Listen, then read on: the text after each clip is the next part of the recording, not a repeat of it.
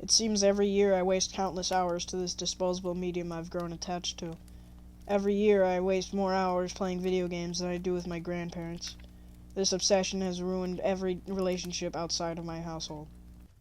2019 and the pattern has continued. This year was most comparable to a strip of broken glass that I had to drag my balls through. It was so much fun making all those stupid videos that I put up on this channel. And to know that there are people out there that actually might enjoy this content that I produce is honestly amazing.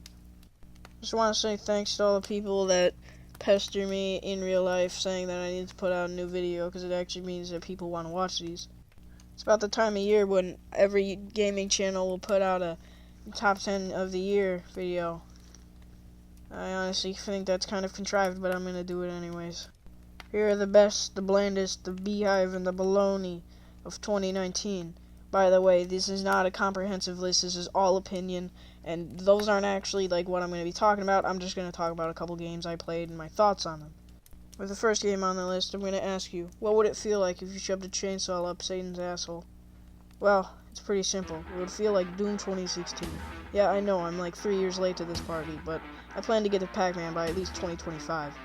It's such a mechanic-based first-person shooter with such a little story that it actually benefits the game. The movement is airtight, the combat is engaging, you have one goal, kill demons. That's literally all you do. Doomsday doesn't care about what's happening, he just wants to kill shit. The maps are huge and encourage exploration. It all comes together to form something that most games can't do. It forms something that is actually fun to play.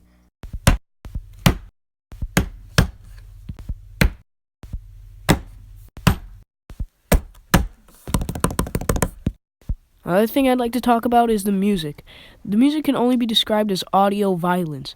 It's like a recreation of a chainsaw attached to a machine gun, and the screams of hell are happening all in the background. And it's honestly amazing. And you gotta understand, I hate this kind of music, but it only works in Doom. I feel like in too many games you can swap out the music and replace it with the soundtrack from another game and it wouldn't change anything. But in Doom, the music literally makes and breaks the game.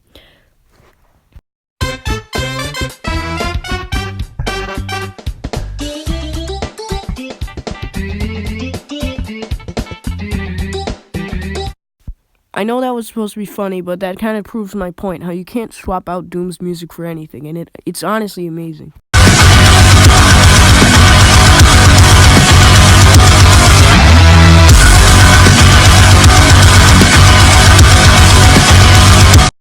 Doom was an absolute blast. I loved playing it from beginning to end, and it was honestly a breath of fresh air from all the first-person shooters I played this year. Speaking of shitty first-person shooters, COD World War II. Now, this was the first Call of Duty game to feature gravity since Call of Duty Modern War Crimes.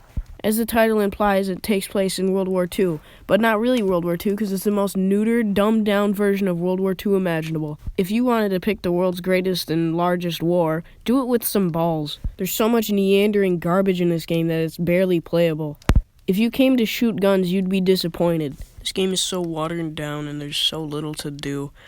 There's about 3 different turret sections in each level, and they're all packed with quick-time events. At so many points is power relinquished from you that it feels like you never had power in the first place. The plot is so straightforward, and they don't do anything interesting in the gameplay or the story. In every level, at least twice, they remove every ability that you had previously. And it's honestly really annoying, because it feels like, despite me playing this game, the game is playing itself.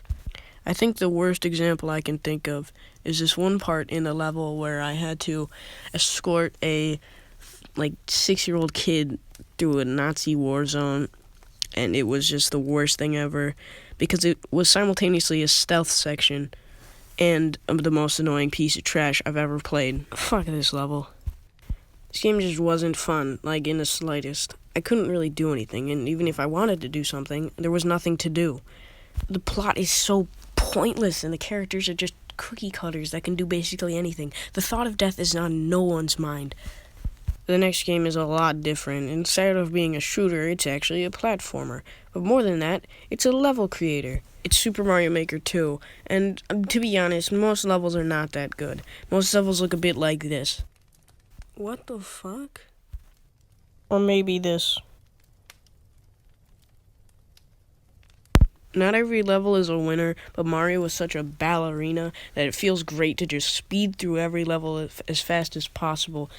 And yeah, this game was made by 5-year-olds.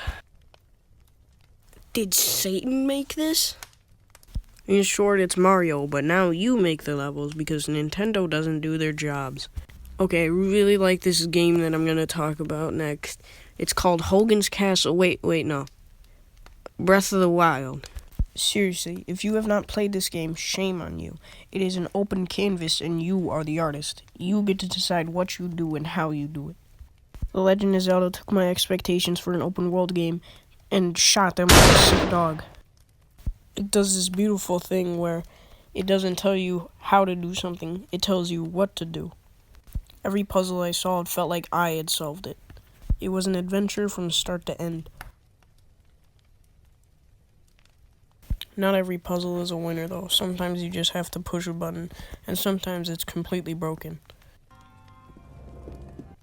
Besides that, get the game.